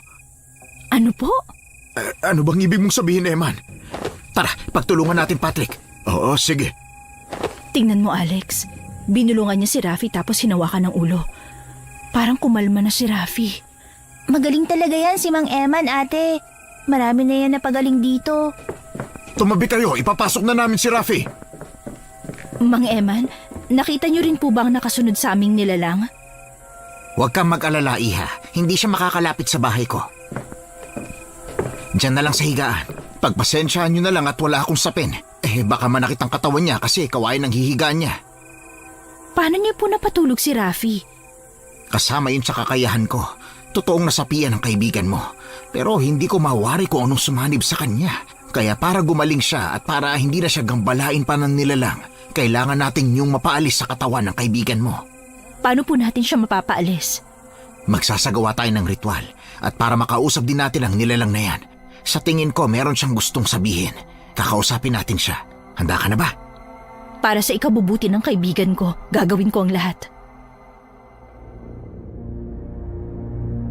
Nagsagawa ng ritual ang albularyo. Nagtirik ng maputing kandila si Mang Eman at ginawa itong tila parisukat. Sa gitna ay doon niya inilagay ang palangganang gawa sa metal. Mayroon itong kaunting tubig. Pinagmasdan ni Jai ang matanda habang bumubulong ito at nakapikit. Kumuha ito ng tela ng damit na suot ni Rafi at ibinabad sa tubig kasama ang isang bala. Inipit nito ang bala sa pagitan ng daliri sa paa ni Rafi kaya nagising ito at umatungal. Bumubulong ito pero hindi niya maintindihan.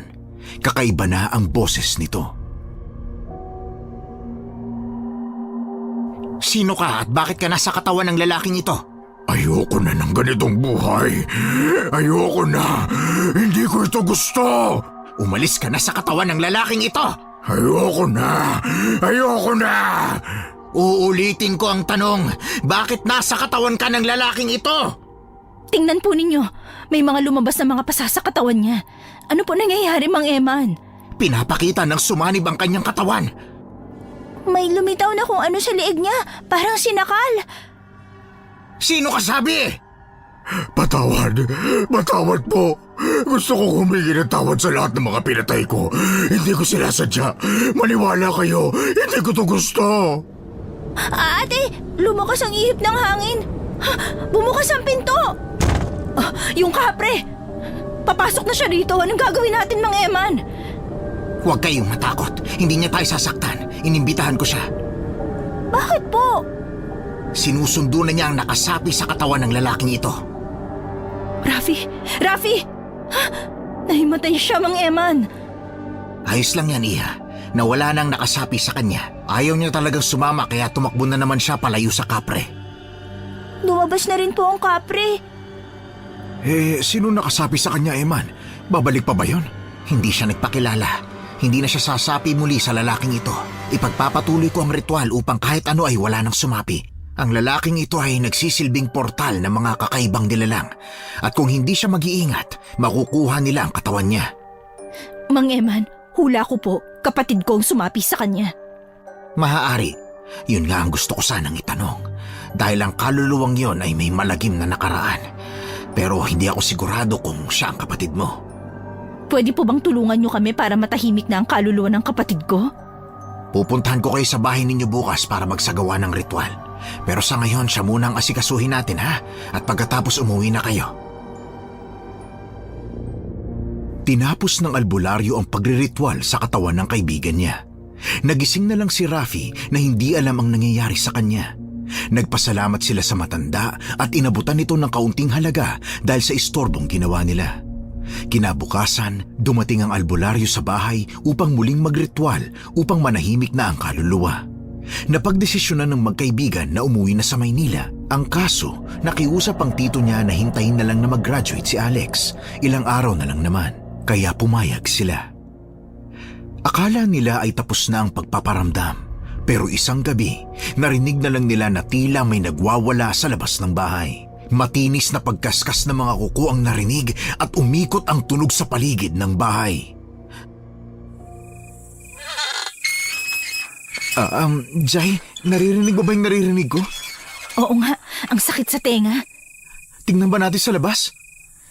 Baka kung ano na naman yan eh. Hindi natin malalaman kung hindi natin sisilipin. Ay, akala ko tapos na to, hindi pa rin pala. Hindi ba tumalabang ginawa ni Mang Eman? Anong ingay yun? Tay, natatakot po ako. Tito Patrick, naririnig nyo rin pala. Ano po kaya yun? Bubuksan ko lang ang bintana.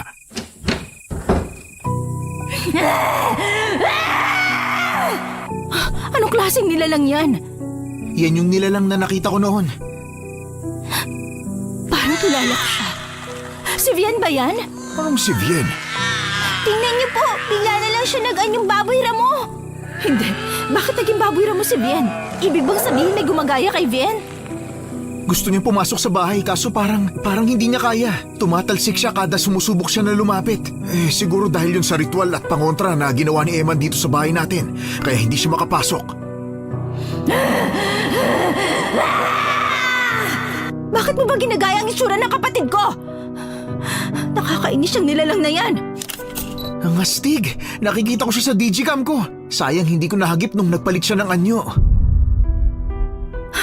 Nandiyan Nandiyan na naman ang kapre. Pilit siyang kinukuha. Bumalik na naman siya sa itsura ni Vien. Ate Jai! Tulungan mo ako! Vien? Vien!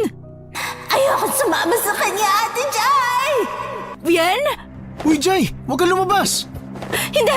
Kailangan ko siyang iligtas! Hindi ba naritwalan na yung kapatid mo? Hindi na siya yan! Bakit ngayon ko lang napansin? Totoong kapatid ko yon. Kilala ko siya. Susundan ko siya. Uy, sandali! Hintayin mo ako! Jai! Saan ka pupunta? Susundan ko po siya. Walang nagawa ang kaibigan, maging ang tsuhin niya nang sundan niya ang kapatid. Napadpad sila sa kakahuyan. Hinabol niya ito ng hinabol hanggat sa mapunta sila sa isang puno. Jai! Ay, hanip ka talaga. Nakarating na tayo sa kakahuyan. Ano bang ginagawa mo? Naalala ko ang punong ito. Natatandaan ko. Ito ang puno kung saan ko nakitang pumasok si Vien. Rafi! Jai! Ayos na ba kayo? Ayos lang po. Tito, ito raw po yung puno kung saan pumasok si Vien. Ha? Bakit naman siya dyan pumunta? Hoy kapre, lumabas ka dyan! Bakit mo kinuha ang kaluluwa ng kapatid ko? Sumagot ka! Jai, ibig sabihin, kaya siguro hindi siya makatawid dahil pilit siyang inaagaw ng kapre. Pero bakit naman siya kukunin ng kapre? Kapre, lumabas ka dyan! Bakit mo kinuha ang kapatid ko, ha? Patahimikin mo na siya! Jai, gusto sana kitang tulungan pero wala naman akong makitang kapre sa puno. Umuwi na lang tayo. Humingi na lang tayo ulit ng tulong kay Eman. Hindi pwede ngayon na, Tito. Medyo malayo Mahihirapan tayong bumiyahe. Lumabas ka dyan at ibalik mo ang kapatid ko. Aray! Uy, dahan-dahan lang, Jai. Maya-maya, madisgrasya ka pa Natisod ako. Hindi ko napansin na may nakausli. Teka nga, ilawan mo nga ang lugar kung saan ako natisod. Sandali. Mabuti na lang may flash tong camera ko. Dito, ilawan mo. Ano yan? Hukayin natin. Hahanap lang ako ng pwedeng ipanghukay. Meron ako ritong maliit na kutsilyo. Baka pwede mong gamitin. Pahiram po, Tito. Oh, ito. Salamat po. Sisimulan ko ng hukayin. Ano kaya yan? Mabuti na lang hindi ganun kalalim. Yan, nakuha ko na. Isang itim na notebook. Jai, yan yung journal na nakita kong dala ni Vien. Hindi ako pwede magkamali. Subukan mo ang buksan. Sandali. Oo nga. Nakapangalan sa kanyang journal. Sabi na Ang tagal niyo yung hinanap. Dito lang pala makikita. Sabahin niyo na tingnan kung anong laman yan. Umuwi na tayo. Baka makita pa natin ang mabangis na hayop na pag-alagala sa lugar natin. Wala na silang nagawa kung hindi ang umuwi na lang dahil hindi na muling lumabas ang kapre at ang kaluluwa ni Vien. Pagka-uwi ay binasa ni Jai ang nasa journal. Bigla na lang tumulo ang luha niya sa kanyang nabasa. Akala niya ay wala na siyang luhang ipapatak, ngunit nang mabasa ang journal, damang-dama niya ang sakit na naramdaman ng kanyang kapatid. Kawawa naman ang sinapit ng kapatid ko. Hindi ko man lang alam. Napakawalang kwenta kong kapatid. Shh! Huwag kang magsalita ng ganyan. Ano ka ba naman? Ano bang nakalagay sa journal? Si Vien, naging aswang daw siya mula nung dumalo sa kaarawan ng kaklase niya. Ano? Naging aswang siya? Ha? Aswang? Vien, hindi ko man lang nalaman yun. Kawawa naman yung pinsan ko. Alex, kumalma ka. Ang sabi rito, natakot siyang magsabi ng katotohanan dahil natatakot siyang husgahan ng mga tao at mapatay siya. Gabi-gabi siyang gutom, kaya palagi siyang tumatakas para maghanap ng pagkain kasi hindi niya gusto ang mga normal na pagkain. Kapag naging aswang ka, maglalaway ka sa karne ng hayop o tao. Kaya siguro parati siyang balisa at alanganing oras na umuwi. Ang sabi pa po rito, uhaw na uhaw siya sa dugo. Sa una, hayop lang daw ang kinakain niya. Tapos, nawawala siya sa sarili kapag sobrang gutom. Tuwing nakakabalik siya sa katinuan. Gusto mo bang ako na lang ang magtuloy? Hindi, ako na lang. Kaya ko to. Kapag nakakabalik siya sa katinuan, doon niya nalalaman na tao na palang nakain niya. Susundutin daw niya gamit ng dila niya ang leeg para sipsipin muna ang dugo ng mga biktima. Tapos sa kanya kakainin ng mga braso at binti. Ibig bang sabihin siya ang mabangis na hayop na gumagala sa lugar natin? Bien! Pasensya na ate, wala ako sa tabi ni Bien para tulungan siya. Hindi ko alam na ganito pala nangyari sa kanya. Wala akong kaalam-alam. Ako rin. Ako ang tiyo niya pero hindi ko man lang siya natulungan. Kung alam ko lang dinala ko sana siya kay Eman para masolusyonan ang problema niya. Wala na tayong magagawa kundi magsisi na lang. Meron pa tayong magagawa. At yun ay tulungan nating tuluyan ng makatawid ang kaluluwa ni Bien. Tama ka, Rafi. Bukas na bukas din kakausapin ko si Eman. Kinabukasan, sinundo ni Tito Patrick si Mang Eman. Sinabi nito na magsasagawa ng ritual base sa kanilang hiling. Silang dalawa na lamang ni Rafi ang sasama dahil may practice si Alex at ang kanyang tsuhin para sa graduation day. Nagritual ito sa harapan ng puno na siya raw tirahan ng kapre. May dala siyang buhay na manok na ginilitan nito at ipinahid ang dugo sa puno at isinaboy sa paligid noon. Nabalot ng usok ang paligid nila, saka nagpakita ang kapre at ang kanyang kapatid. Kapre, tanggapin mo ang alay namin at pakawalan ng iyong bihag. Rafi, nakikita mo ba sila? Oo, nasa tapat natin ang kapre at ang kapatid mo. Anong ginagawa nila? Hindi na naman gumagana ang third eye ko kahit nakahawak na ako sa'yo. Ano ba naman yung third eye mo? Palagi may diferensya. Sabi ng kapre, pag-aari daw niyang kapatid mo. Nakipagkasundo raw ito. Umiyak si Vien habang nakatingin sa'yo. Hindi ko sila nakikita pero naaawa ako kay Vien. Kung minsan, kapag desperado ang tao, doon pa hindi gumagana ang kanilang pangatlong mata. Normal lang yan, Iha. Pero kung gusto mo tutulungan kitang mabuksan pansamantala. Gusto ko po kahit ngayon lang. O sige, mamaya. Pagkatapos kong makipagkasundo. Sige po. Gusto kong hingin ang bihag mo kapalit ng alay ko, Muri. Tama ba ang pangalan mo ay Muri? Kausap niya na ba ang kapre? Oo, wag ka maingay. Pumikit na si Mang Eman. Mukhang dinadasalan na niya ang alay para maibigay sa kapre. Ano ng balita? Yan. Biglang naglaho na yung kapre. Tagumpay ba tayo, Mang Eman? Oo, nakuha na natin ang kaluluwa ng kapatid mo. Marami pong salamat. Matatahimik na ang kapatid ko. Bago ko siya gabayan patawid sa kabilang buhay, gusto ko niya makausap. Sige po, payag ako. Iiwan kita sa dimensyon na ginawa ng kapre. Hahawakan kita sa kamay. Pumikit ka lang at makakaharap at makakausap mo na siya. Huwag na huwag kang bibitaw sa kamay ko. Kung hindi, hindi ka na makakabalik. Maliwanag ba? Opo. Rafi, halika na. Ate Jai, Vien, ikaw nga. maraming salamat sa tulong mo. Huwag kang magpasalamat. May kasalanan ako sa'yo. I'm sorry, hindi kita napuntahan agad. Hindi ko alam ang nangyari sa'yo. Alam mo ate, nagtampo ako sa'yo. Pasensya na. Kung alam ko lang, hindi sana nangyari to. Kasalanan ko ang lahat. Hindi mo kasalanan. Desisyon ko to. Pero oo, nagtampo ako. Takot ako ate. Wala akong mapagsabihan. Natatakot ako na baka husgahan ako ni Alex at palayasin ako ni Tito Patrick. Palagi rin kitang tinatawagan pero hindi ka sumasagot. Sorry, pasensya na talaga. Palaging panggabi ang pasok ko. Tulog naman ako sa araw kaya hindi ko nasasagot ang tawag mo. Yung huli kong tawag sa'yo, sumagot ka. Sabi ko umuwi ka dahil malapit na rin ang graduation ko. Pero ang dami mong dahilan. Ayaw mo talaga ako makita. Hindi sa ganun, Vien. Masyado lang akong susub sa trabaho. Kasi 'di ba mag-aaral ka pa ng college. Magastos yun eh. Gusto ko sana kasama kita sa Maynila at doon ka mag-aaral. Kasama ko. Kaya nag-iipon ako ng pera. Nagpapakapagod ako, kumakayod ako. Nag-overtime ako. Minsan 4 na oras, kaya wala talaga akong time. Isa pa, mahirap magpaalam sa team leader namin. Wala silang puso sa mga empleyado. Pero ngayon ba naisip mo na baliwala ang paghihirap mo? Para saan pa kung wala na rin naman ako?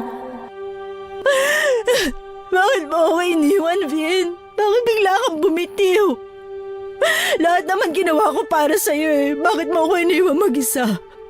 Kung hindi kita mahal, bakit ko sinayang ang buong buhay ko? Magkaroon ka lang ng magandang kinabukasan. Ate, patawarin mo ako. Hindi ko rin gustong iwan ka. Pero alam ko mahihirapan ka kung sakaling mabuhay pa ako. Alam ko naman kung gaano mo ako kamahal. Paano kung sa sobrang pagmamahal mo sa akin, kaya mong sirain ang buhay mo at pumatay para lang makakain ako ng tao? Naisip kong ganun ang mangyayari. Hahanap tayo ng paraan. Sabi ni Tito Patrick, kung sinabi mo lang sana manghihingi siya ng tulong kay Mang Eman.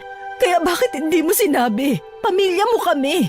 Dapat kami ang mas makaintindi sa kahit na sino man. Nandito na lang din naman tayo. Sasabihin ko na sa'yo ang lahat. Nangyari na ang nangyari. Sa totoo lang, kaya ako pumupunta sa bahay at nagpaparamdam dahil gusto kitang makausap. Pero nakipagkasundo kasi ako sa kapre. Nasasama na lang ako sa kanya para hindi ako makapambiktima. Hinihintay lang talaga kita umuwi kaso marami kang dahilan. Mas importante ang trabaho mo kaysa sa akin kaya minakasan ko na ang buhay ko. Ayokong pumatay ng pumatay para lang mabuhay, ate. Hindi ko kaya. Naiintindihan ko. Pasensya na talaga kung hindi kita natulungan. Kaya tumatakas ako sa kapre para pumunta sa bahay kaso kapag umuwi ako, bumabalik ang alaala ko at nagaan yung aswang ako. Ang kulit, ano? Pasensya na talaga. Naging sakim ako sa pera. Hindi kita naalala. Hindi ko naalala ang totoong dahilan kung bakit ako nagpapakahirap. Ayos na, ate. Gusto kong sabihin sa'yo na salamat at mahal na mahal kita. Mahal na mahal din kita. Ang hiling ko lang, sana piliin mong maging masaya kahit wala ako. Kung sakaling magkaroon ka ng pamilya, sana wag mong ipagpalit ang oras at panahon mo sa kanila kapalit ng trabaho. Maglaan ka ng oras para sa sarili at sa pamilya mo. Totoong kailangan natin ng pera pero importante rin ang pamilya. Pangako, susundin ko ang payo mo. Ate, tandaan mo ang oras at buhay kapag lumipas o nawala, hindi na pwedeng balikan. Pero ang trabaho at pera, babalik din yan. Vien, sorry talaga. Sasama ako sa'yo. Huwag tayo maghiwalay. Sasama ako sa'yo. Ate, hindi pwede. Ayokong sirain mo rin ang buhay mo. Gusto kong magtagal ka pa sa mundo. Gawin mo ang mga gusto mong gawin para wala kang pagsisihan. Ate, hanggang dito na lang. Mahal na mahal kita. Maraming salamat sa lahat ng sakripisyo mo.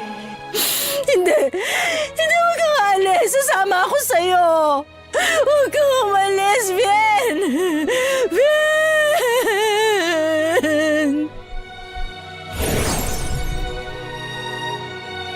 Nawala na ang usok at bumalik na sa dati ang paligid. Niyakap ni Rafi ang kaibigan at pilit itong pinatatahan. Matapos nilang mag-abot sa albularyo na halos ayaw magpabayad, umuwi na sila sa bahay. Tulala pa rin si Jai habang yakap ang damit ni Vien, ngunit para sa hiling ng kapatid, tinanggap na lang niya ang lahat. Ilang araw lang, graduate na si Alex. Umiiyak itong nagmarcha habang kinukuhanan nito ng video ni Rafi. Pagka-uwi nila ay natuloy rin ang pagkain nila ng bulalo. Oh, kain lang ng kain, Jai, ha? Congrats, Alex. Congratulations, Alex, ha? Salamat, ate, kuya. May pa-birthday gift ako sa'yo. Ang tagal ko tong tinago. Ano po yun? Dalawa to, sa inyong dalawa ni Tito Patrick. Aba, pati ako meron. Opo. Wow! Mamahaling phone to, ate, ah. Request siya ni Vien na magkaparehas kayo ng phone. Kaso wala na siya eh. Ingatan mo, ha? Salamat, ate. Opo, iingatan ko. Ay, kay Vien pala yan, hindi ko matatanggap. Tito, please, tanggapin mo na. Alam ko mas gusto niyang mapunta yan sa inyo kaysa sa iba. Maraming salamat, Tito, ha? At kinupkup niyo po si Vien. Wala yon, parang anak ko na kayo. Hindi ko kayo itinuring na iba. Ang totoo po, hinusgahan ko kayo. Pasensya na, akala ko may kinalaman kayo sa pagkamatay ni Vien. Alam ko yon. Narinig ko kayo isang beses, pero hindi ako nagtatampo. Walang problema, Jai. Naranasan ko yan nung namatay ang asawa ko. Kung sino-sinong sinisi ko sa pagkamatay niya. Pasensya na po talaga. Siya nga po pala tito. Uuwi na po kami bukas sa Maynila. Ganun ba? Ihatid ko na kayo. Maraming salamat po sa pagpapatuloy sa amin. Walang anuman. Hindi ba kayo mamamasyal muna? Hindi po muna. Babalik na lang po kami sa susunod. Kinabukasan ay umuwi na sila sa Maynila. Muling naghanap ng trabaho sina Jay at Rafi. Isinubsob nila ang sarili sa trabaho. Nang makaipon sila ay nag-file siya ng leave para mamasyal. Ilang taon nang lumipas ay nag-asawa na siya at nagkaroon ng isang anak na babae. Pinangalanan niya itong Avian, katunog ng pangalan ng kanyang kapatid. Gaya ng sinabi ni Vien, naglaan siya ng oras para sa mga mahal niya sa buhay. Samantalang si Rafi naman ay nagpatuloy na lang sa pagtatrabaho at kinalimutan na ang pagbablog.